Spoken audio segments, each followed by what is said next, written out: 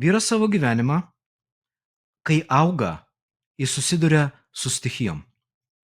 Išorinės stichijos yra problemos, iššūkiai, kūno kančia ir augimas.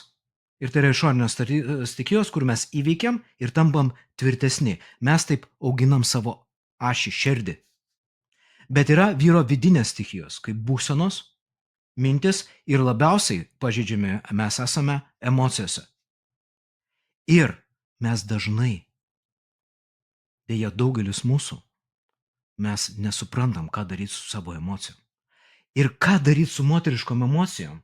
Kaip ką nors daryti, jeigu aš pats su savo emocijom nesusitvarkau. O moteris ateina, jinai yra emocinė būtybė. Per emocijas pasireiškia jos visas grožis, visas spalvotumas. O aš pats su savo emocijom nesusitvarkau. Tai kaip aš su moters emocijom susitvarkysiu dabartį? Tai yra 10 kartų didesnis intensyvumas negu aš nesimokęs. Nepakeliu.